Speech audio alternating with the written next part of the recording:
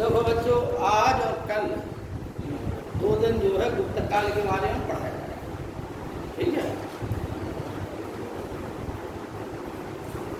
गुप्त काल जैसे ही देखिए कुछ टॉपिक आता है, जो भी टॉपिक आए तो उसमें से सबसे पहले ध्यान आ जाता है कि इसमें है क्या नहीं। ठीक है नहीं।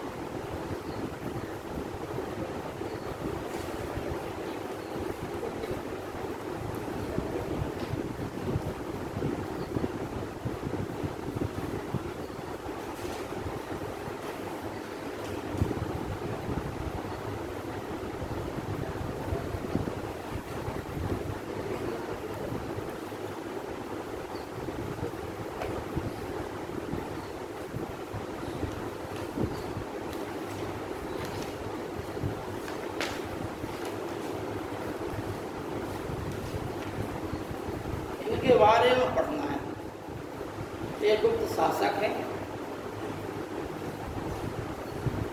इसमें नीचे जो है 3-4 शासक और हैं, लेकिन उनका कोई ज़्यादा महत्व नहीं है। जैसे एक इन्हीं में से, क्योंकि नरसिंह बालादित्य के पश्चात साम्राज्य का विभाजन हो गया, उसने अपने पत्रों में विभाजन कर दिया, इसलिए विभाजन होने के पश्चात छोटे छोटे राज्य रह गए, और जब राज्य छोटे हो गए तो उसका महत्व घट गया।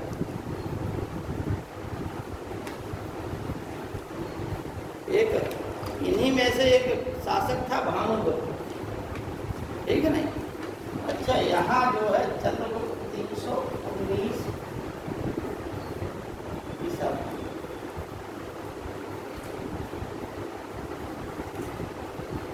सन अब याद नहीं आ रहा है समय। ठीक है ना।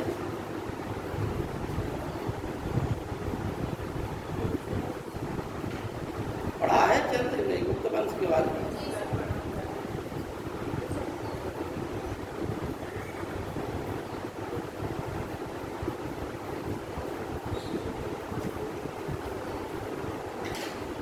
अब आप लोग 1-2 चीजें लिख लें, या तो हम बता दें फिर आप लोग लिखें। ठीक। देखिए, एक चीज होती है, कोई भी वंश हो, उस वंश का जानकारी का स्रोत क्या है नहीं। ठीक। इतिहास में एक क्वेश्चन ये भी आता है, मध्यकालीन इतिहास के स्रोत, प्राचीन कालीन इतिहास के स्रोत, ये क्वेश्चन आता है। इसी प्रकार से किसी वंश को समझने के लिए उस वंश को जानने के स्रोत क्या है। ठीक। तो इसमें ये देखना है कि अभिलेख, शिलालेख और पुस्तकें और विदेशी यात्रियों का विवरण। ठीक है नहीं। इन लोगों के तमाम अभिलेख मिले हैं, इनकी मुद्राएं मिली हैं, जिनके आधार पर इनका इतिहास लेखन का कार्य होता है। जैसे किसी में घटोत्कच को बताया गया है कि गुप्त वंश का संस्थापक थे। ठीक है नहीं। लेकिन कहीं कहीं पर श्री गुप्त को बताया गया। जैसे प्रभावती गुप्ता का पूना ताम्रपत्र में इस वंश का संस्थापक घटोत्कच को बताया गया, पूना ताम्रपत्र।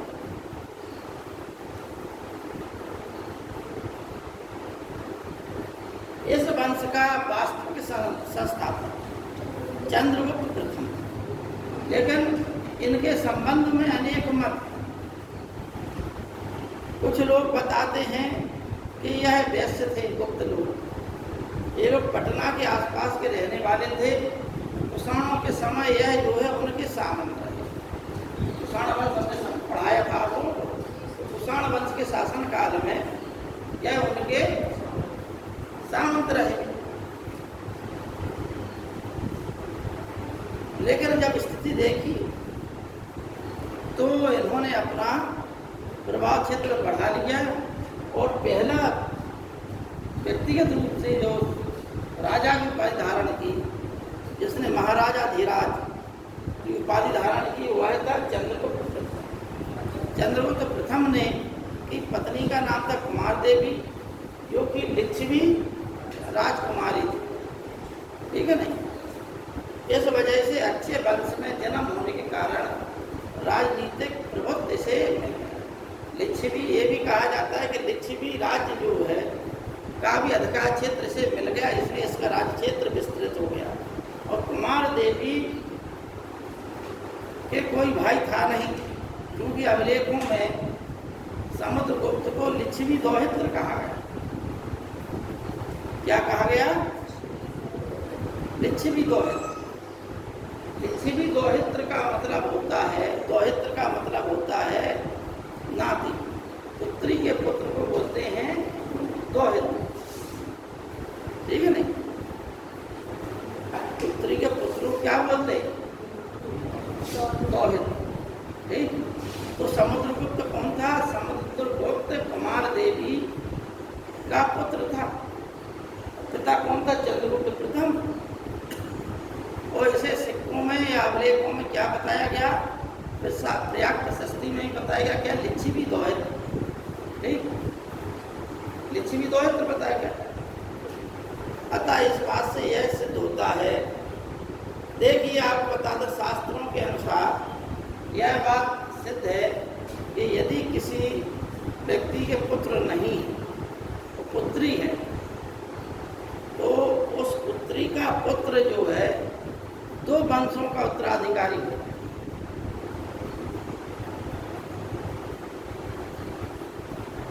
एक नाना के वंश का और एक खुद के वंश का। ठीक है नहीं? दो वंशों का अधिकारी होता है। इसलिए समुद्रगुप्त को लिच्छवी दौहित्र कहा गया, क्योंकि उसे नाना का साम्राज्य मिल गया और अपना पिता का साम्राज्य मिल गया। उसी समय से इसकी स्थिति मजबूत हो गई। अब चंद्रगुप्त प्रथम की जो सिक्के हैं, वह सिक्के सोने, चांदी, तांबे के मिले। एक सिक्का इसका मिला है चंद्रगुप्त प्रथम। इससे सिद्ध हो जाता है कि चांदी का सिक्का इसने भी चलाया। चंद्रगुप्त प्रथम के पश्चात उसका लड़का समुद्रगुप्त बना। और पीसीएस की परीक्षा में समुद्रगुप्त से क्वेश्चन आता है। ठीक क्यों आता है? समुद्रगुप्त के इतिहास को जानने का एक अच्छा स्रोत है प्रयाग प्रशस्ति। ठीक क्या है? प्रयाग प्रशस्ति। आपको हम बता चुके हैं कि अशोक का जो स्तंभ या शिलालेख है, उन शिलालेखों में ही एक शिलालेख पर कौशाम्बी में जो खुदवाया गया था, उसी पर लिखा है कौन सा अभिलेख? समुद्रगुप्त। और किसने लिखाया?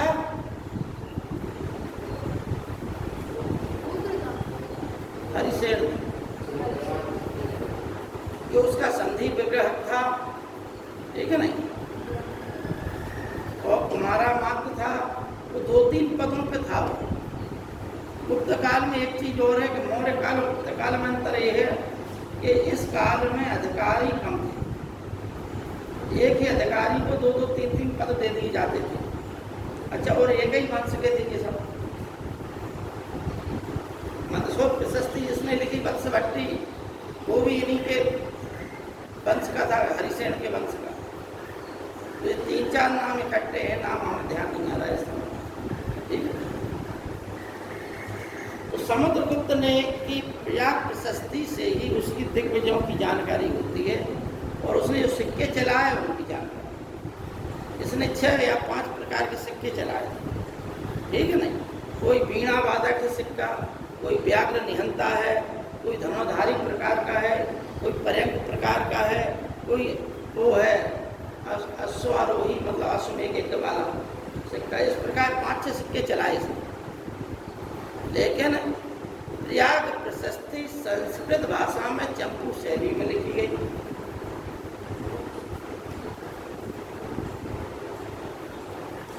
इसमें उसने जिन राज्यों के खिलाफ मतलब आर्यावर्त के राज्यों के खिलाफ कुछ और नीतियां अपनाई, दक्षिण के राज्यों के खिलाफ कुछ और नीतियां अपनाई, प्रत्यंत राज्यों के खिलाफ कुछ और नीतियां अपनाई, आठवें राज्यों के खिलाफ कुछ और नीतियां अपनाई, और विदेशी राज्यों के खिलाफ भी कुछ अलग नीतियां,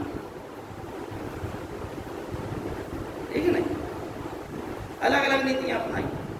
आपको क्या ध्यान देना है, यही चीज ध्यान देना है, वो हम लिखा देते हैं, ठीक है नहीं। अब यहीं से आप लोग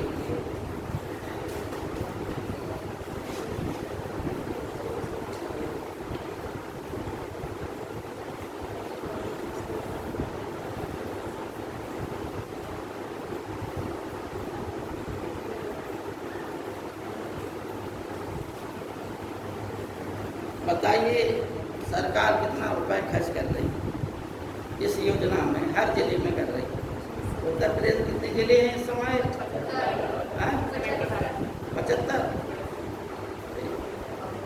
75 जिलों में यह योजना चल रही है। इतना बड़ा बांधा, और नीट की क्लास में जाइए 3 या 4 बच्चे है नहीं, प्रत्येक दिन 2 क्लासें लग रही हैं, ठीक। जो टीचर पढ़ा रहे हैं, यदि इनके घर पे आदमी जाए तो कम से कम 50 स्टूडेंट बैठे मिलेंगे पढ़ते, फिजिक्स केमिस्ट्री मैथ है नहीं, नीट में मैथ नहीं होता है, फिजिक्स है केमिस्ट्री बायोलॉजी है, जो पढ़ा रहे टीचर उनके घर में कम से कम 50 विद्यार्थी बैठे मिलेंगे, एक बैच में 4-4, 5-5 बैच लगाते।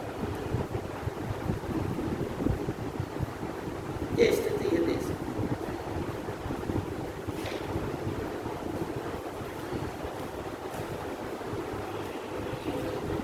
देखो बच्चों, पहले आप लोग लिखे स्रोत, ठीक है। तो बहुत सी चीजें याद नहीं आती, लेकिन सामने होता है तो देख जाता है, याद आ जाता है।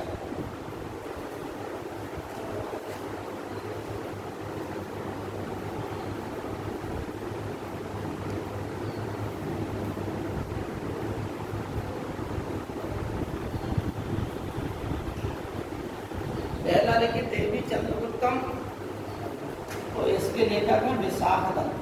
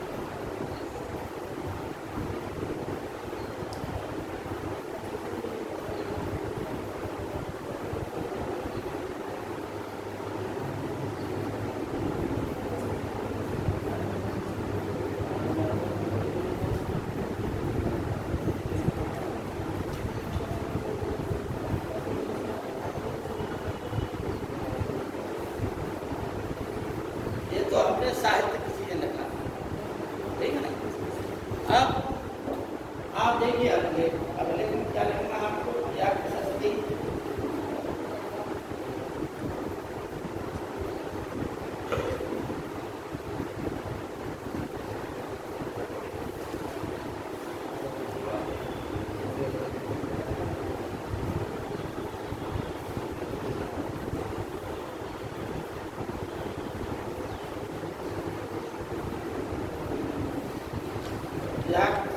उदय गिरी गुहा विवेक,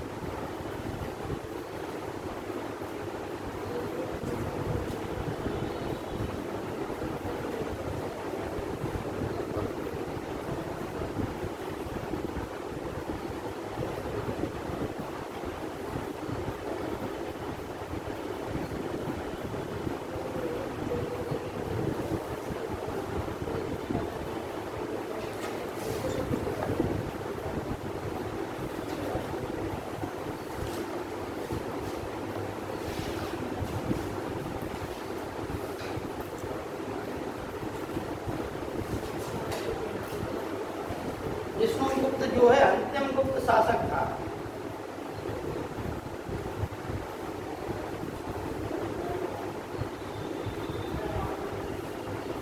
ठीक है ना। श्री ये देवी चंद्रगुप्तम विशाखदत्त कौमुदी महोत्सव बच्चिका की है, मिच कटकम शूद्रक का है, आमशुक्ल बादशाह का है, कालिदास इनके चंद्रगुप्त विक्रमादित्य के नवरत्नों में से एक थे। उनका है आयान जो चंद्रगुप्त मौर्य के चंद्रगुप्त विक्रमादित्य के दरबार में आया था, उसने लिखा। और होन्सांग जो है हर्षवर्धन के शासनकाल में आया, उसने भी कुमारगुप्त शक्रादित्य के बारे में लिखा, या महेंद्रादित्य, ठीक है ना। शक्रादित्य के नाम से या उपाधि के नाम से होन्सांग ने भी यही बताया, इसको कुमारगुप्त। प्रयाग प्रशस्ति हरिसेन की है, उदयगिरी गुहा विलेख, ये सब प्रयाग प्रशस्ति में समुद्रगुप्त की जानकारी मिलती है। उदयगिरी गुहा विलेख से चंद्रगुप्त द्वितीय की जानकारी मिलती है। यह एक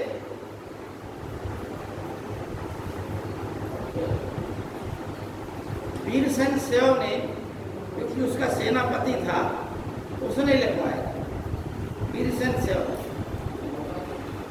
उदयगिरी गुहा विलेख। भीतरी स्तंभ लेख, इससे जो है स्कंदगुप्त की जानकारी मिलती है। और स्कंदगुप्त के बारे में ये भी जानकारी मिलती है कि इसके राज्य में हुओं ने आक्रमण किया। भीतरी स्तंभ लेख से ही यह जानकारी मिलती है। पीसीएस परीक्षा कई बार पूछा गया, स्कंदगुप्त के समय हुओं ने आक्रमण किया। इस बात की जानकारी कहाँ से मिलती है? भीतरी स्तंभ।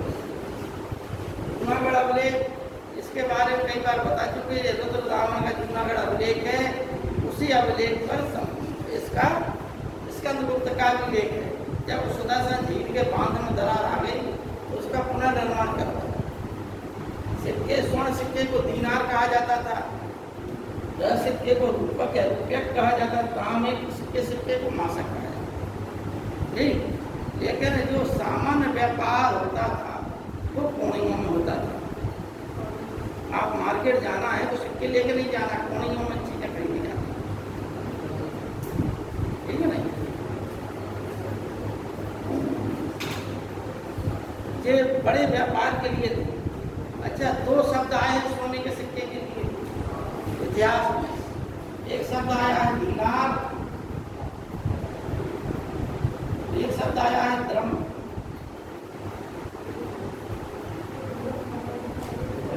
ICS की परीक्षा में, उत्तर प्रदेश की परीक्षा बहुत बार पूछा गया है, बहुत बार,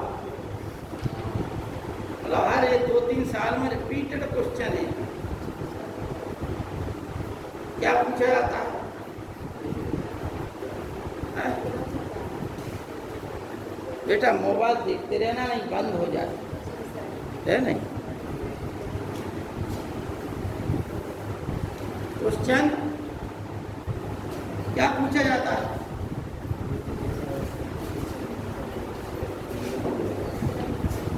क्वेश्चन पूछा जाता है कि यह किस भाषा का शब्द है? आप क्या, सॉरी, हाँ सब भाषा भी कह लीजिए, ठीक। तो दीनार और द्रम जो है यूनानी शब्द, या यूनानी मुद्रा का वो द्रम कहते थे, ठीक। और ये लैटिन शब्द से दीनार, ठीक है।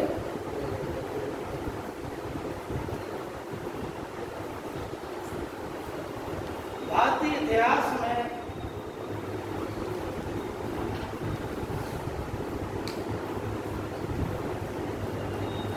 गुप्त काल को स्वर्णयुग कहा गया।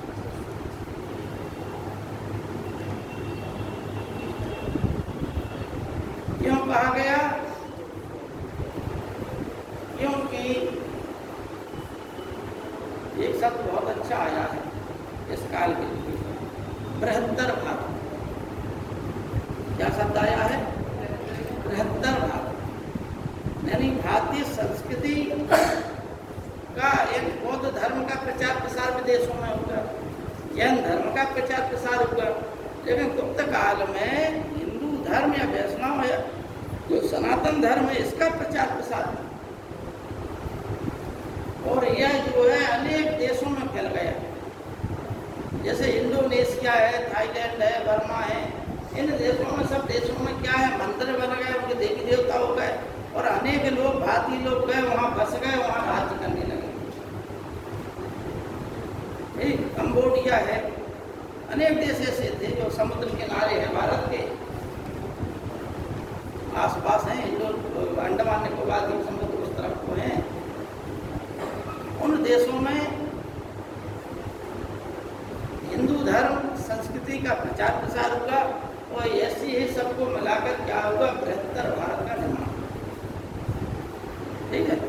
हालांकि हम ये कह सकते हैं कि अफगानिस्तान उस समय भारत का अंग नहीं था। कंधार, काबुल, कुषाण वंश के शासन काल से ही अलग हो गए थे। कहीं भी ये उल्लेख नहीं आया कि क्षेत्र जो है भारतीय क्षेत्र था, गुप्तों के शासन। ताम्रलिप्ति और भड़ौत ये दो महत्वपूर्ण बंदरगाह रहे हमेशा से, दो महत्वपूर्ण बंदरगाह रहे, ताम्रलिप्ति और भड़ौत, हर युग में। ताम्रलिप्ति किसका नाम था? ताम्रलिप्ति अब आज के समय में बांग्लादेश में पहुंच गया बंदरगाह, ठीक है नहीं। भारत और बांग्लादेश का जो क्षेत्र है, संसार का सबसे बड़ा जलनद कहाँ पर है? तो भारत और बांग्लादेश, जलनद, यानी नदियों के बीच में जो टापू रह जाते हैं उनको जलनद कहते हैं, ठीक है नहीं। या और उनमें जो वृक्ष है वो वृक्ष कौन सा है? सुंदरी वृक्ष, इसलिए उसे क्या कहते हैं? सुंदरवन का डेल्टा। नदियों के द्वारा बनाया गया सबसे बड़ा डेल्टा संसार का कौन सा है? सुंदरवन का डेल्टा। क्योंकि एक तरफ से ब्रह्मपुत्र नदी आई, दूसरी तरफ से गंगा नदी आई, और बड़ी नदी जब शुरुआत में चलती है उसका वेग ज़्यादा होता है। देखिए हम तुम्हें बता दें, हमारा ये गांव है, वहाँ पर झांसी जिला है, जिस गांव में एक हमारा प्रॉपर गांव है, एक जगह हमारे पिताजी को जमीन इजाज़त मिली थी, तो वहाँ पर दो नदियों का संगम है, बेतवा का और ऐसे जा रही और बेतवा ऐसे जा रही, ठीक है नहीं। वहाँ दो नदियों का संगम है, भूगोल की बात है, अलग बता रहे हैं, पढ़े हो तो आप लोगों को स्मरण हो आएगा। अब दो नदियाँ आपस में मिल रही हैं, यहाँ भी ऐसे मिल रही हैं, बिल्कुल ठीक इसी प्रकार से, ठीक। यहाँ पर 3-4 जिले हैं, जालौन जिला है, हमीरपुर जिला है और झांसी जिला है, 3 जिले। इस तरफ झांसी जिला हो गया, इस तरफ हमीरपुर जिला हो गया, इस तरफ जालौन जिला हो गया, ठीक। अब तो चूंकि बचपन से नहाए उनमें, तो इनमें दोनों में देखते थे बचपन में, चूंकि समझ में नहीं आता था कि कौन नदी किसमें मिल रही, ठीक है नहीं। तो दोनों नदियों का वेग जो है तेज है दोनों,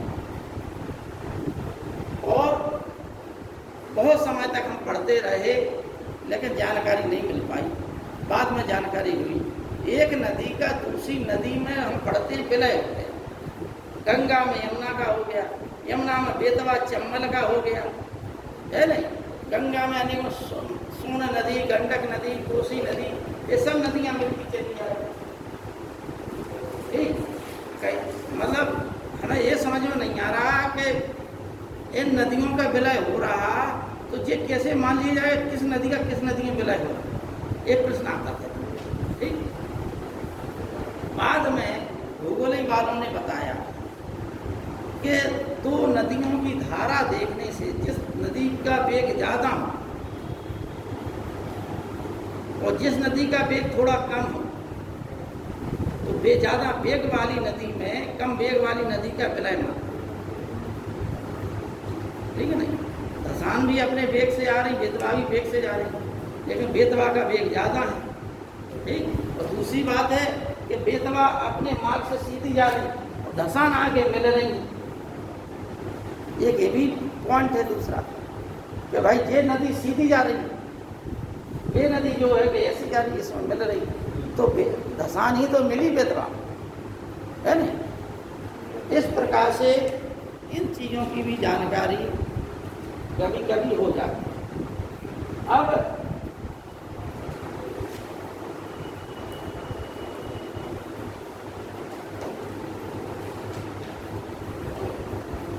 देवी चंद्रगुप्तम, यानी कि हमने बता दिया आपको यूनानी और लैटिन, ठीक है नहीं। सिक्के जो हैं ये पुराने सिक्के हैं, गुप्त काल में आदान प्रदान कोणियों से होता था। ये फाहियान ने लिखा, जो कि चंद्रगुप्त विक्रमादित्य के शासनकाल में आया। और तारीफ वाली बात यह है कि उसने नाम नहीं लिखा। परीक्षा में प्रश्न पूछा जाता है कि फाहियान की ने जो विवरण लिखा उस पुस्तक का क्या नाम है मालूम किसी?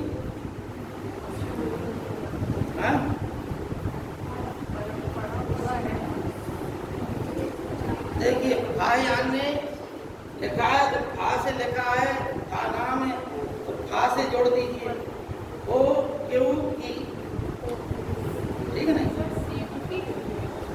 क्यों की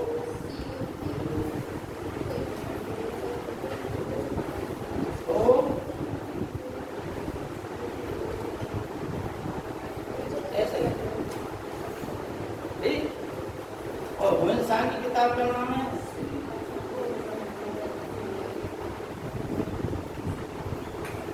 CQT, इधर है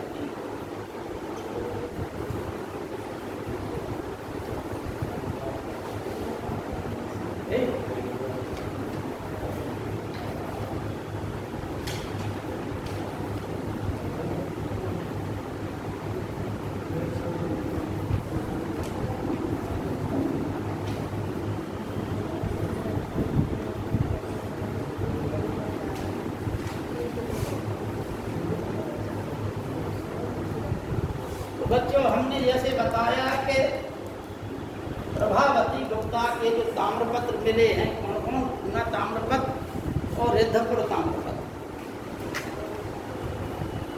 पूना ताम्रपत्र,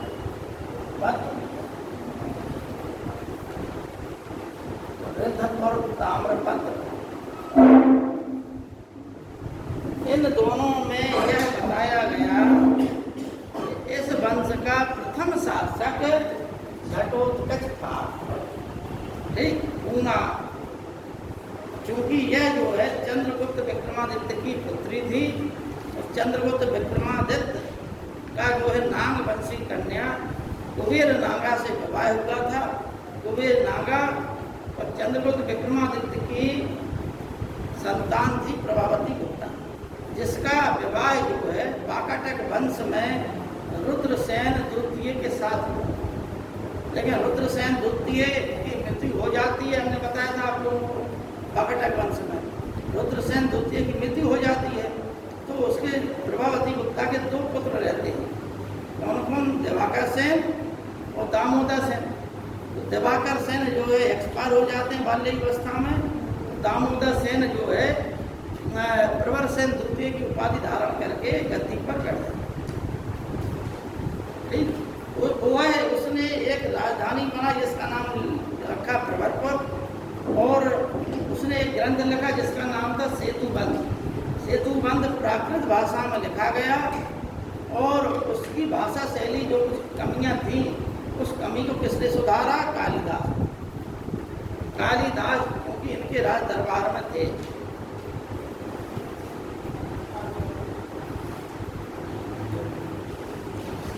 स्कंदगुप्त का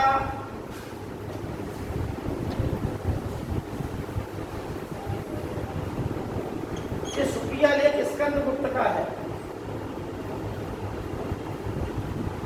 उससे भी इस वंश की जानकारी ये मिलती है कि इस वंश का संस्थापक घटोत्कच था। लेकिन क्योंकि श्रीगुप्त के कई सिक्के मिलते हैं तो वह जो है घटोत्कच का पिता था, तो रहा होगा यह सामंत स्थिति में, थोड़ी सी कमजोर स्थिति रही होगी श्रीगुप्त की। अतः इन लोगों ने अपने लेखों से यह सिद्ध किया है कि घटोत्कच ही इसका था, लेकिन श्रीगुप्त घटोत्कच से पहले था शासक। इसके लिए क्या आया है? मोहरें इसकी मिली है गुप्तस और श्रीगुप्तस। क्या मिला है मोहरों पर नाम?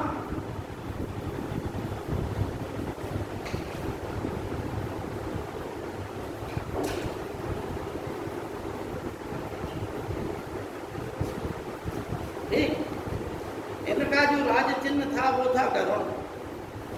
क्या था? गरुड़। और मोर था चंद्रगुप्त मौर्य वंश। मोर था मौर्य वंश।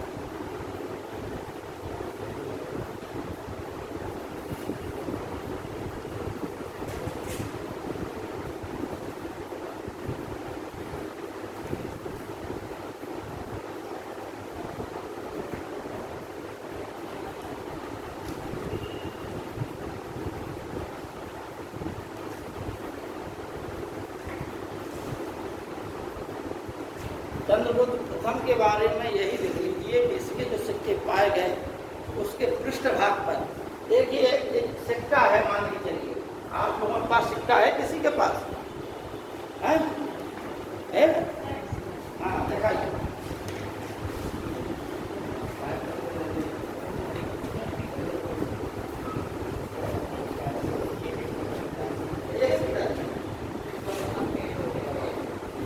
देखो बच्चों, सिक्के जब आप लोग इतिहास में पढ़ें, ठीक है ना, तो हम लोग इसे क्या बोलते हैं इंग्लिश में? हेड। इस तरह को क्या बोलते हैं? टेल। इतिहास में इसको जब सिक्कों का अध्ययन किया जाता है तो इसको क्या बोलते हैं? मुख्य भाग और इसको पृष्ठ भाग, यानी अगला भाग और पिछला भाग। ठीक। अगले भाग में शासक अपना नाम ज़्यादातर उत्कीर्ण कराता था, अपनी फोटो लगवाता था, इसमें पीछे अपना तो कहता था। इसमें क्या है? इसमें चंद्रगुप्त, क्या नाम था उनकी रानी का? कुमारदेवी। ठीक है नहीं, उनकी आकृति संयुक्त राज सिंहासन में बैठे हुए दर्शाई।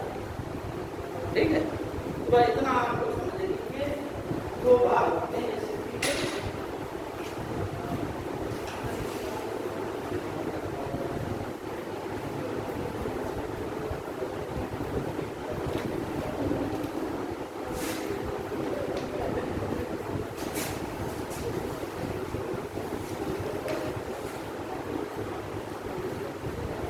अब देखिए आप लोग आइए सीधा समुद्रगुप्त पे। ठीक है, इस पे समुद्रगुप्त।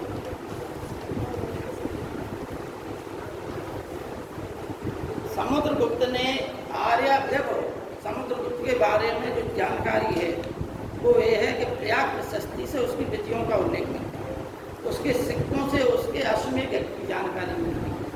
प्रयाग प्रशस्ति में अश्वमेध यज्ञ का कहीं उल्लेख नहीं है, लेकिन उसके सिक्के मिले हैं। गुप्त काल में सिर्फ दो ही शासक हुए जिन्होंने अश्वमेध यज्ञ कराया, और जिनके अश्वमेध प्रकार के सिक्के मिले वो थे कौन? समुद्रगुप्त और कुमारगुप्त। ठीक है नहीं, समुद्रगुप्त संगीत का भी शौकीन था, उसको बीणा बजाते हुए दर्शाया गया है, और उसमें इसे जो है कविराज के नाम से संबोधित किया गया प्रयाग प्रशस्ति। प्रयाग प्रशस्ति के बारे में आप लोग बता दें कि यह कौशाम्बी में एक लेख, वो अशोक का लेख था, शिलालेख, जिस पर हरिशेठ ने गुप्त काल में लिखवा दिया था लेख समुद्रगुप्त की विजयों का। ठीक है नहीं, उनमें बाद में अकबर के शासन काल में उसको जहांगीर ने उठवा कर इलाहाबाद किले में लगवा दिया, और उसमें एक अपना लेख लिखवा दिया। उसके पश्चात बीरबल ने भी उसमें एक लेख जुड़वा दिया। तो 4 लोगों के लेख प्रयाग प्रशस्ति में अशोक के बाद कौन? समुद्रगुप्त, इसके बाद जहांगीर और बीरबल, 4 लोगों के लेख में ये परीक्षा में कई बार पूछा जाता है। ठीक है नहीं, जैसे जूनागढ़ में भी 4 शासकों के नाम मिलते हैं, उसी प्रकार से प्रयाग प्रशस्ति में भी 4 लोगों के नाम। ठीक है,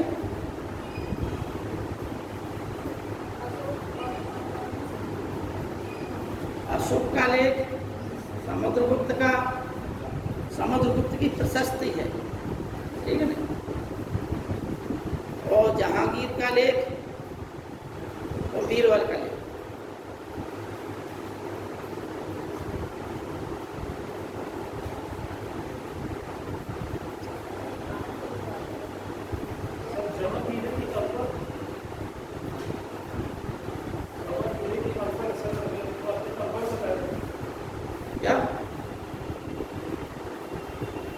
हमने ये बताया था कि अकबर के शासन काल में जहांगीर ने कौशाम्बी से उसे उठवा कर इलाहाबाद के किले में स्थापित करा दिया था।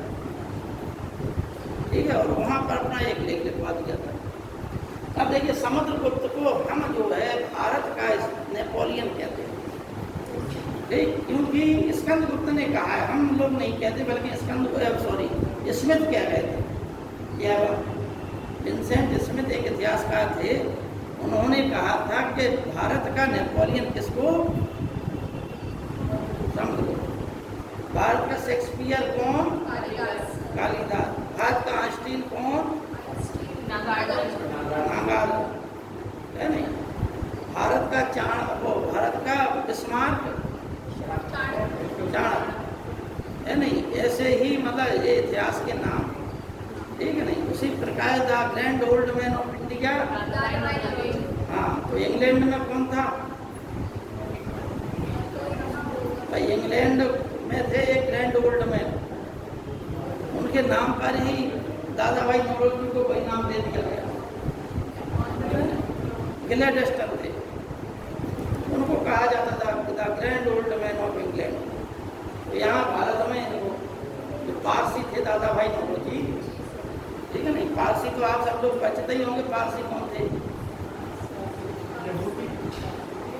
कितने बच्चे जानते हैं कि पारसी कौन थे? कितने बच्चे नहीं जानते? मतलब हमें समझ में नहीं आया, हाथ उठा दें जो नहीं जानते। खाली 3 लोग नहीं जानते, आप लोग जानते हैं? हाथ का नहीं, 3 लोग जानते हो पीछे? हाँ, तो थोड़ा ही बताओ।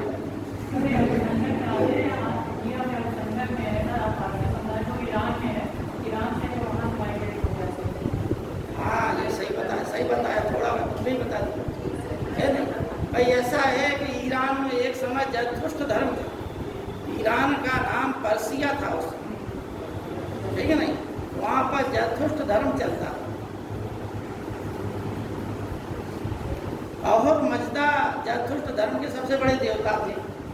अहुर मजदा, जिन्हें हम हिंदी में कहते हैं वरुण देवता, मतलब वैदिक धर्म में जिन्हें वरुण देवता कहते हैं। उन लोगों ने देखा हो कि कोई भी पूजा पाठ होती है हिंदुओं के यहाँ पर, तो एक कलश रखा जाता है, वहाँ पर वरुण देवता को स्मरण किया जाता है। उन्हें जो है वर्षा का देवता, ऋत का नियामक कहा गया। इन्हीं पापियों को दंड देते हैं और जो पुण्य करते हैं उन्हें सुख देते हैं, पुरस्कार देते हैं। संसार में सूर्य उग रहा है पूरब से पश्चिम, पश्चिम में अस्त हो जाता है, फिर सुबह होती है, फिर शाम होती है, शाम के बाद फिर रात होती है, रात के बाद फिर प्रातः काल होता है। इस नियम का नियामक कौन है? वरुण देव। सहस्रों स्तंभों के भवन में रहते हैं वरुण देव। इनके एक दोस्त हैं जिनका नाम है मित्र, ठीक है नहीं, क्या नाम है? मित्र। ठीक, वरुण और मित्र ये जो है ऋग्वेद के प्रमुख देवता थे, और उसमें जो ईरान के भी प्रमुख देवता थे। इसलिए पुष्यमित्र शुंग को स्पूनर महोदय ने कहा कि पारसी थे, क्योंकि पुष्यमित्र मित्र लगा पीछे, उन्होंने कहा कि पारसी थे, क्योंकि पारसी लोग नाम के पीछे लगाते थे कुछ लोग, क्योंकि मित्र उनके देवता थे। यहाँ के भी थे, लेकिन यहाँ विस्मरण हो गए मित्र देवता। तो वहाँ पर जब इस्लाम धर्म ने प्रवेश किया तो पूरा देश धीमे धीमे करके इस्लाम में परिवर्तित हो गया। जो लोग इस्लाम में परिवर्तित नहीं हुए वो लोग भाग कर भारत आ गए। यहूदी हैं भारत में, जिन यहूदियों को मार के भगाया गया वो यहूदी भी शरण लेने भारत में आए। जिन शकों को मारकर भगाया गया वो शक भी भाग के भारत में आए। जिन कुषाणों को मारकर भगाया गया वे कुषाण भी भारत में आए, है नहीं। सुख शक कुषाण हूण ये सब को मार मार के भगाया गया अपने देशों से, और ये अपने मूल निवास स्थान, अपनी संस्कृति, अपना जमीन जायदाद सब छोड़कर भारत देश में, और भारत देश में ही ये सब रच बस गए। और आपको इतिहास की एक बात बता दें, कुषाण काल बताए थे हम, एक चीज़ बताना भूल गए। जो आलाउद्दल थे, आलाउद्दल भी कुषाणों के वंश में एक बनाफर वंश होता है, उस बनाफरी वंश के थे आलाउद्दल। ये कुषाणों का वंश है। और ठीक, कुषाणों ने हिंदू धर्म अपना लिया था और उन्होंने इन लोगों को राजपूतों में कन्वर्ट कर दिया था। जैसे हमने बताया कि शक लोग पुरोहित का काम करते थे, तो शकों को ब्राह्मणों में सम्मिलित कर लिया गया था। ठीक, तो ईरान से भागे हुए ये पारसी लोग आज भी भारत देश में ये लोग रह रहे हैं। संसार के किसी भाग में नहीं है पारसी, ठीक है नहीं। और भारत भूमि पर अच्छे व्यापारियों में से इनकी गिनती की जाती है। अच्छे व्यापारी देखिए, भारत के जब भारत जो है अंग्रेजों के साथ में गुलामी झेल रहा था, उस समय कोई भी धर्म का व्यक्ति ने जो है बड़े बड़े व्यापार नहीं खोले, पारसी लोग आगे आए। रतन टाटा, दादा भाई नौरोजी, खातून जी हैं, जमशेदपुर जो बसा है, जमशेदपुर जो है पूरा नाम था उनका ध्यान नहीं है, जमशेद रतन टाटा ऐसा कुछ नाम था है नहीं, तो उन्हीं के नाम पर जमशेदपुर बस गया। रतन टाटा से बड़े थे, ठीक है। अब आइए यहाँ पर समुद्रगुप्त थे। इतिहास में होता क्या है कि एक चीज आ जाए तो फिर वहीं पर बोलते रहो, है नहीं। बता रहे थे समुद्रगुप्त की, क्या बता रहे थे कि समुद्रगुप्त को भारत का नेपोलियन कहा गया, ठीक। अब किन्हें किन्हें क्या कहा गया उस पर प्रसंग चला गया, है नहीं। तो समुद्रगुप्त का इतिहास में योगदान ये है कि समुद्रगुप्त ने पूर्व देखिए, समुद्रगुप्त ने क्या किया। समुद्रगुप्त ने ये किया कि उत्तर भारत के राजाओं के खिलाफ दूसरी नीति अपनाई, ये हम बता चुके। कौन सी नीति अपनाई? नाम ध्यान नहीं है, ग्रहण मोक्षानुग्रह जो था नीचे वाला, ठीक है नहीं। हम आएगा ध्यान तो अभी बताएंगे, नहीं रखा देंगे। तो इनको प्रसवोद्धरण क्या था? प्रसवोद्धरण। प्रसवोद्धरण का मतलब है संपूर्ण रूप से उखाड़ फेंकना। तो उसने आर्यवर्त से 13वीं लाइन में, प्रयाग प्रशस्ति 13वीं लाइन में और 19वीं 20वीं पंक्ति में, सॉरी 20वीं 21वीं पंक्ति में आर्यवर्त के युद्धों का वर्णन। टोटल करके 2 युद्ध लड़े। पहले युद्ध में 3 शासकों को हराया, ठीक। कोतकुलज, गणपति नाग और एक और थे, 3 शासक थे। तो पहले 3 को हराया, बाद में 9 राजा, 9 आर्यों के जो उत्तरापथ के राजा थे, उत्तर भारत के, नहीं 13 9 नहीं, 9 और 3 12, ठीक 12 थे। उसी प्रकार से दक्षिणापथ के 12 थे। दक्षिणापथ में उसने क्या किया कि ग्रहण मोक्षानुग्रह की नीति अपनाई। दक्षिण भारत के 12 राजाओं को हराया और उनके खिलाफ नीति कौन सी अपनाई? ग्रहण मोक्षानुग्रह। ग्रहण मोक्षानुग्रह का मतलब है, ग्रहण का मतलब है कि उसकी लक्ष्मी को तो ग्रहण कर लिया, लेकिन राज्य को मोक्ष दे दिया। आप राजा बने रहें, लेकिन आप हमारे अधीन रहें, हमारे अधीनस्थ हो गए, ठीक।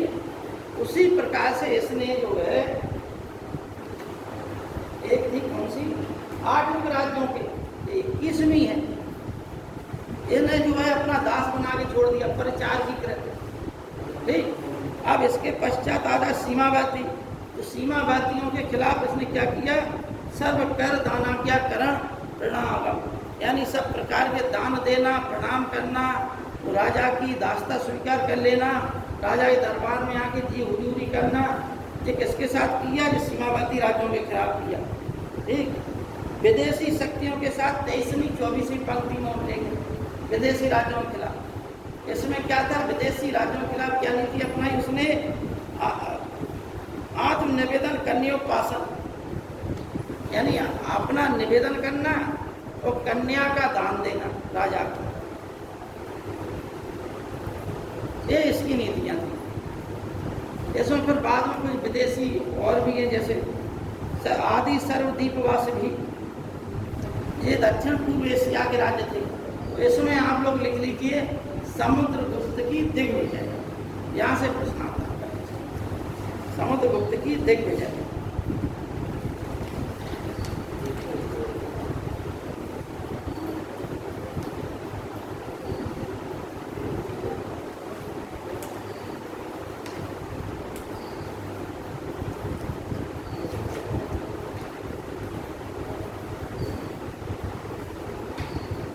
समुद्रगुप्त का एक नाम काच भी मिलता है कहीं, और प्रयाग प्रशस्ति में से कहा गया है सर्व राज्योच्छेदा, यानी सभी राजाओं को पराजित करने वाला।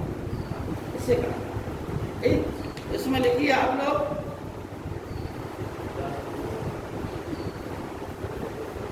चंद्रगुप्त प्रथम में लिख लिया था आपने कि महाराजा धीराज की उपाधि धारण करने वाला गुप्त वंश का पहला शासक था। अब समुद्रगुप्त के बारे में लिखिए कि इसको काच के नाम से भी जाना जाता था, यानी कि प्रारंभिक नाम इसका हो सकता काच हो, ठीक है नहीं। काच से ध्यान आ गया कि कायान का जो भारत में आया, कायान का बचपन का नाम कुड़ था। क्या था? कुड़,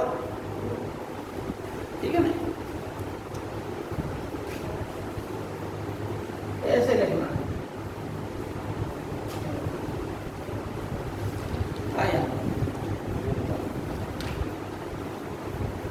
तो लिखिए भाई, पहला लिखिए आप भेजें प्रयाग प्रशस्ति के अनुसार, पहला लिखिए आर्यभट्ट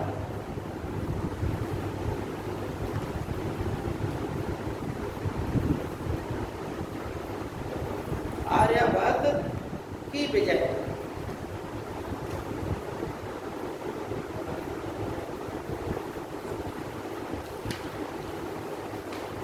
हमने बताया आर्यभट्ट की विजय में चाहे एक तो है 13वीं और 14वीं, उसमें जिसमें 3 राजाओं को हराया इसने, ठीक है ना, 3 राजाओं को हराया।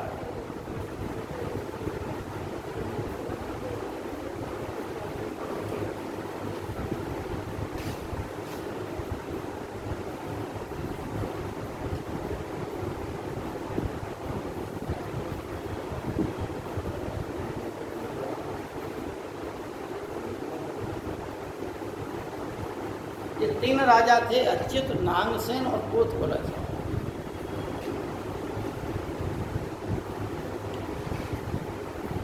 और दूसरे 9 राजाओं को हराया, 21वीं पंक्ति में 9 राजाओं को हराया, 9 राजाओं को।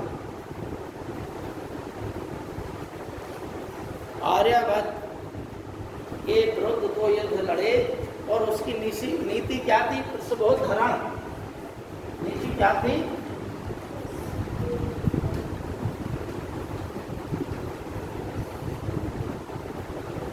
पृष्ठभूधरण।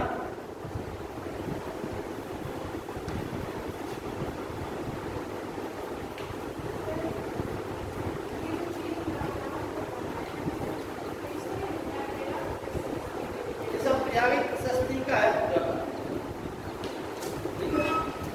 प्रयाग प्रशस्ति में ही जो वर्णन है उसकी दिग्विजयों। समुद्रगुप्त ने जितनी भी विजय प्राप्त की, इस चीज का उल्लेख प्रयाग प्रशस्ति में।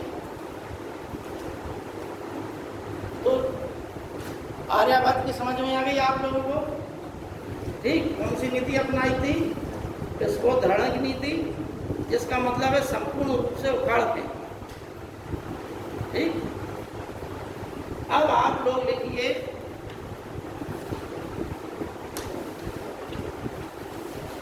दक्षिणापथ की विजय।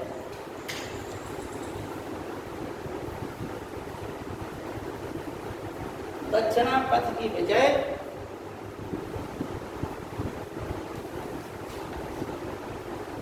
इसमें नीति अपनाई गई थी ग्रहण मोक्षानुग्रह। कौन सी नीति अपनाई गई थी?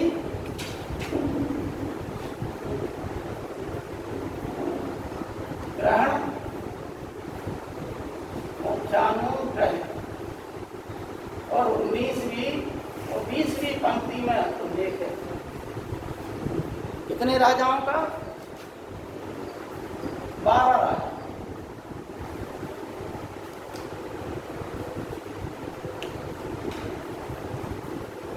दक्षिण भारत के 12 राजाओं को हराया, जिनका उल्लेख 19वीं और 20वीं पंक्ति में। और बाद में उनके धन को, उनकी लक्ष्मी को तो स्वीकार कर लिया, लेकिन उनके राज्य को उन्हें वापस कर दिया। ठीक है। हेमचंद्र राय चौधरी ने समुद्रगुप्त की इस विजय को धर्म विजय का नाम, समुद्रगुप्त की इस विजय को धर्म विजय का नाम दिया। हेमचंद्र राय चौधरी ने समुद्रगुप्त की इस विजय को धर्म विजय का नाम दिया। अब देखिए बच्चों, आप लोगों को बता दें,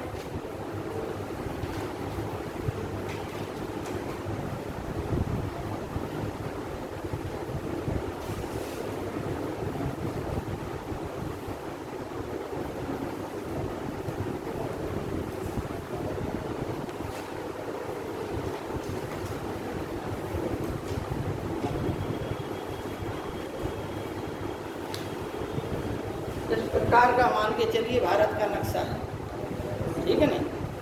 भारत का मान के चलिए, आप पूरा से नहीं बना पाएंगे, ठीक? तो यहाँ पर समुद्रगुप्त किस मार्ग से आया, परीक्षा में आता है, किस मार्ग से आया, किस मार्ग को गया। तो समुद्रगुप्त ने जब दक्षिण पथ की विजय की तो समुद्रगुप्त इस मार्ग से आया था, ऐसा यहाँ से ऐसा आया था और इसी मार्ग से फिर वापस गया, इस मार्ग से नहीं गया। क्यों? क्योंकि इस मार्ग पर शक बैठे थे। समझ में आ गई बात? और शकों का अंत किसने किया? चंद्रगुप्त द्वितीय, ठीक है नहीं? चंद्रगुप्त द्वितीय नहीं, इनकी राजधानी पाटलिपुत्र में थी। हाँ, गुप्तों में, ठीक है।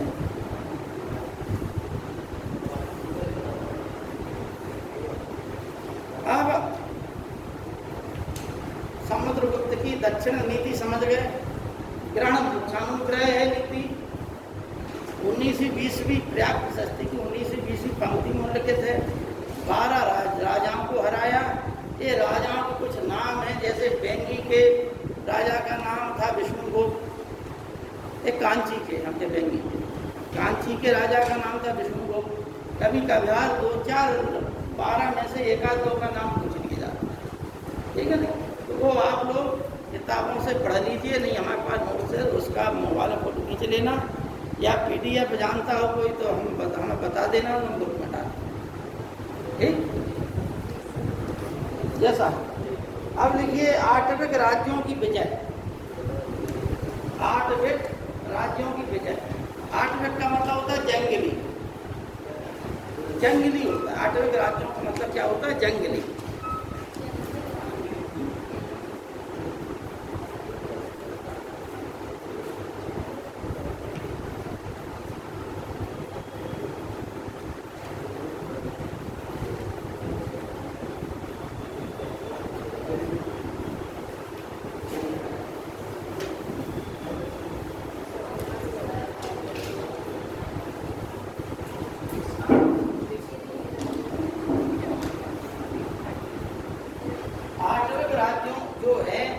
जंगली राज कहाँ से थे? जंगली राज उत्तर प्रदेश के गाजीपुर जिले से लेकर मध्य प्रदेश के जबलपुर तक ये जितने जंगल में राज्य फैले हुए थे, उन राज्यों का अंत किया। समुद्रगुप्त के बारे में एक चीज और आती है कि समुद्रगुप्त ही ऐसा शासक था जिसने भारत में जो गणतंत्रात्मक राज्य थे उन राज्यों का अंत किया। इसके बाद भारत देश में कभी कोई गणतंत्र नहीं बना। आधुनिक समय में हमारा देश फिर गणतंत्र बना। प्राचीन समय से, कब से? जब से मतलब भारत देश का इतिहास है, उस समय से भारत में गणतंत्र थे, हर युग में रहे। सिकंदर के समय रहे। सिकंदर ने जब आक्रमण किया तो बहुत से गणराज्य थे, गणतंत्र थे और राजतंत्र थे।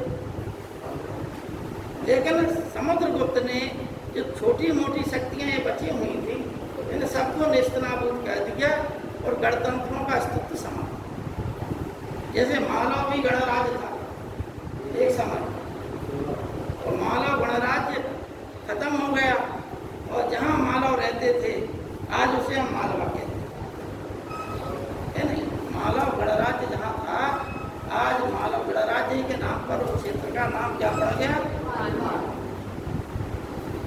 देखिए इसमें नीति क्या बनाई थी? परिचारित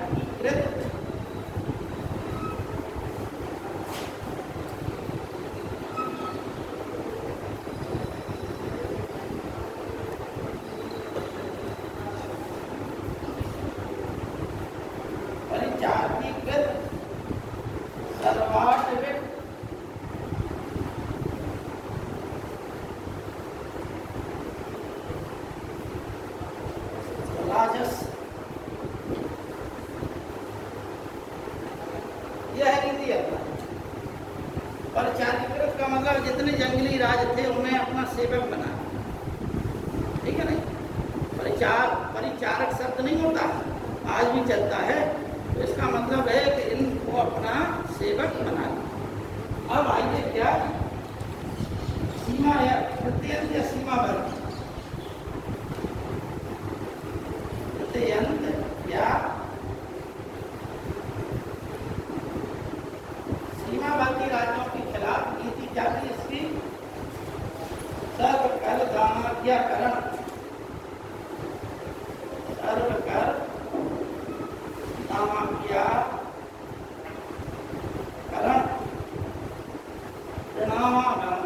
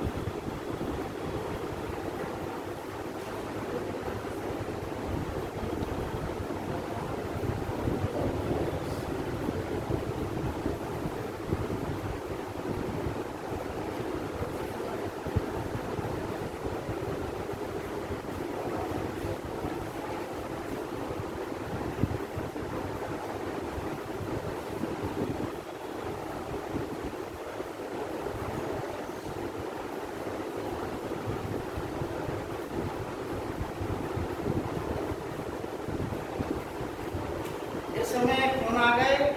प्रत्यंत का मतलब सीमावर्ती राज्य, मगध राज्य के जो सीमा पर थे राज्य है ना, बताया गया कि प्रत्यंत या सीमावर्ती राज्य। उनमें कौन कौन थे? समतट, दबार, ये बांग्लादेश, ठीक है। समतट, दबार, कामरूप, असम, कतपुर की पहचान की गई और नेपाल। इनको क्या है, इनको अपना क्या बना लिया, इन्हें अपना, उन्हें जो इतना बात किया कि वो अपना कर दे दें, ठीक है ना, और प्रणाम करें और कर दे दें। और 9 गणराज्य थे।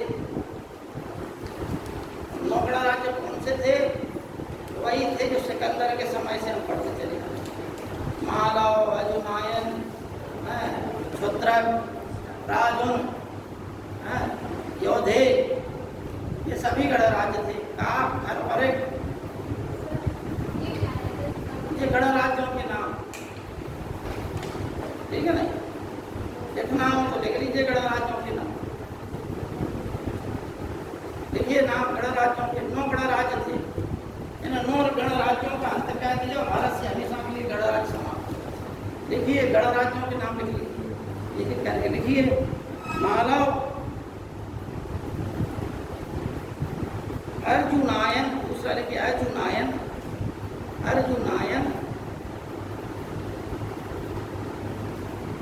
तीसरा लिखिए योधे, योधे, ये हरियाणा में रहते थे लोग, योधे, ठीक है ना। कोई तक के आसपास इनके सिक्के मिले, योधे।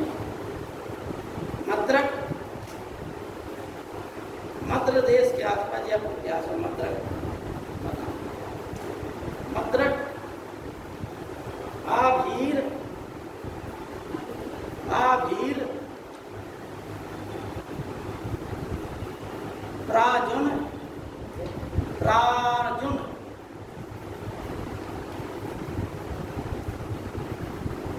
सनकानीक, सनकानीक, सनकानीक, काक, काक, काक, काक, और खरपरिक, खरपरिक।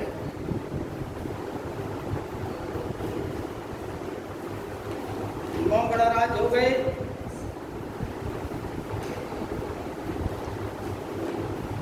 अब लिखिए अंतिम विदेशी शक्तियों से संबंध। 23वीं 24वीं पंक्ति में है विदेशी शक्तियों से संबंध। 23वीं और 24वीं पंक्ति।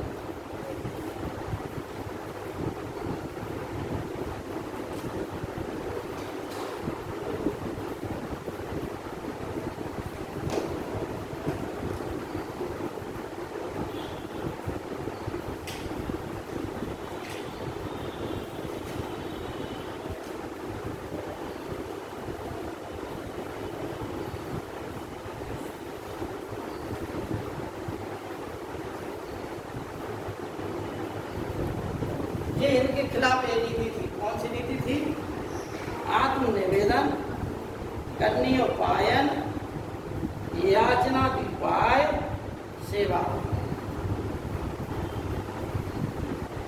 आत्मनिवेदन मतलब निवेदन करना, स्वयं अपनी कन्या को देना राजा को, याचना करना राजा से, और राजा की सेवा करना। ये विदेशी शक्तियों के प्रति उसकी नीति थी, ठीक है ना। विदेशी शक्तियों में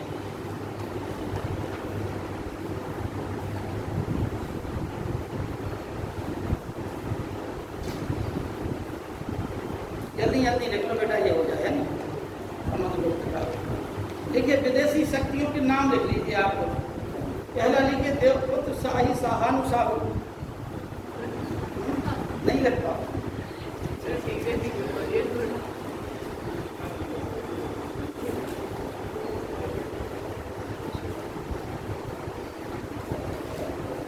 पहला है देवपुत्र शाही शाहानु शाही, यानी ये कुषाण शासक था। ठीक, उस समय कौन था कुषाण शासक? केदार।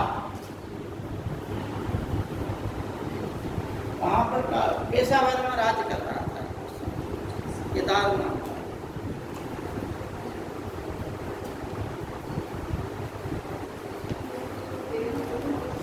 दूसरे थे सग, तीसरे थे मुरुंड,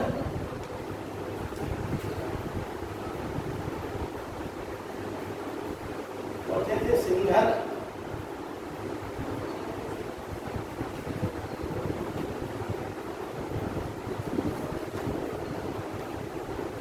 अंगली जो विजय थी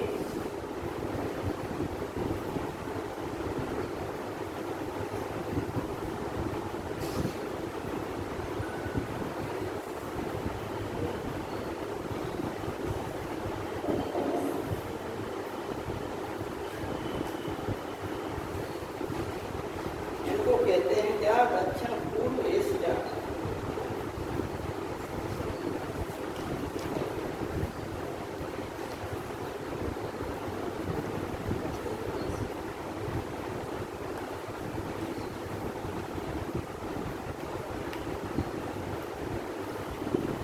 सिंघल का राजा उस समय, सिंघल का मतलब जानेंगे होंगे आप लोग, है नहीं, श्रीलंका। उस समय सिंघल देश का राजा था मेघ वर्मन। एक परीक्षा में आ गया था, हमसे गलत हो गया ठीक भाई, इतने नाम है कंफ्यूजन हो जाता है। अनेक वर्मन है, सरमन वर्मन कब बदल जाए, कब वर्मन सरमन में बदल जाए पता नहीं चलता। एक ही वंश में सरमन वर्मन बदल गए, ध्यान नहीं आ रहा। ऐसे ही एक अंशु वर्मन था कश्मीर में, जब राजा हर्ष थे उस समय अंशु वर्मन था। तो होता क्या कि जब आप इतिहास पढ़ते हैं और अगर वो चीज़ एग्जाम के पहले पढ़ के नहीं गया तो कंफ्यूजन में चली जाती, या तो सही हो जाएगा या गलत हो जाएगा, दो ही चीज़ें होती। उसी में हम कंफ्यूज हो गए कि अंशु वर्मन क्या था क्या नहीं था। अंशु वर्मन निकला गया, ठीक। उत्तर क्या था? मेघ वर्मन। फिर हमने सोचा कि हमने बड़ा गलत कह दिया। अब देखिए इधर समुद्र है, उधर मेघ है, समुद्र से ही मेघ बनते हैं, तो हमने गुड़ बना लिया। अब हमारा कभी गलत नहीं हुआ, इसके बाद गुड़ बना लीजिए कभी गलत नहीं होगा। तो हमने ये सीधा कनेक्शन जोड़ दिया कि समुद्र से ही मेघ बनते, वहाँ अंश का कोई काम ही नहीं, यानी सीधा सीधा काम है। हाँ कहा गया, कहीं कहीं कहा गया अशोक वर्मन, अशोक वर्धन कहा गया, पुराणों वर्धन कहा गया, वर्मन नहीं। ठीक है तो बच्चों, आज समुद्रगुप्त का इतना ही, ठीक। इसके पश्चात समुद्रगुप्त के दो लड़के थे, रामगुप्त और चंद्रगुप्त। रामगुप्त के कहीं सिक्के मिले हैं, तांबे आंबे के सिक्के मिले हैं, लेकिन इसने एकादश वर्ष शासन किया रामगुप्त। रामगुप्त की कहानी इस समय देख लें तो हम बताएं। अब है समय तो है नहीं। रामगुप्त समुद्रगुप्त के पश्चात शासक बना और उस समय शक राजा ने अपना प्रभाव दिखाया और कहा कि हम तुम्हारे राज्य पे आक्रमण कर देंगे, नहीं तो तुम अपनी पत्नी को हमारे दरबार में भेज दो, हमारे निवास में भेज दो। तो रामगुप्त मान गया। यह बात उसके छोटे भाई को पसंद नहीं आई, तो उसने कहा कि ठीक है, अब पालकियों में रानी जा रही थी, उन पालकियों में उसने कहा रानी नहीं जाएंगी, हम लोग जाएंगे। तो उसने स्त्रियों का वेश बनाकर अपने सैनिकों को बिठाया और चला गया। अब वो शासक जो था वो था रुद्र सिंह तृतीय। इसका राजा कौन था?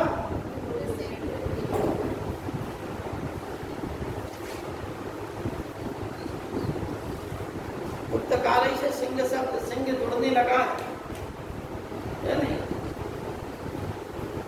रुद्र सिंह तृतीय था शक राजा। अब जब जो है ये शक राजा गया तो जैसे ही पालकी का मुंह खोला और चंद्रगुप्त सिंह पर टूट पड़ा और मार दिया। ठीक, और उसके सैनिक लगे ही थे बाहर, पालकियों में कुछ बैठे थे अंदर, वो सब पालकियों से निकल आए और सबने अंदर ही मारकाट मचा दी, बाहर से भी आक्रमण हो गया। इस प्रकार से शक राजा का अंत। अब चंद्रगुप्त आया और चंद्रगुप्त ने अपने भाई रामगुप्त की हत्या कर दी तथा उसकी पत्नी जो थी ध्रुव देवी, उससे विवाह कर लिया। ठीक, ध्रुव देवी और चंद्रगुप्त की संतान ही था कुमार। और इसी कहानी का जो है रूपक बना के अनेक कहानियां लिखी गई। जैसे अब हमने क्या लिखा था, देवी चंद्रगुप्तम विशाख दत्त ने लिखी, इसी पर आधारित कहानी। ठीक है, कल जो है चंद्रगुप्त द्वितीय विक्रमादित्य के बारे में पता चलेगा और नीचे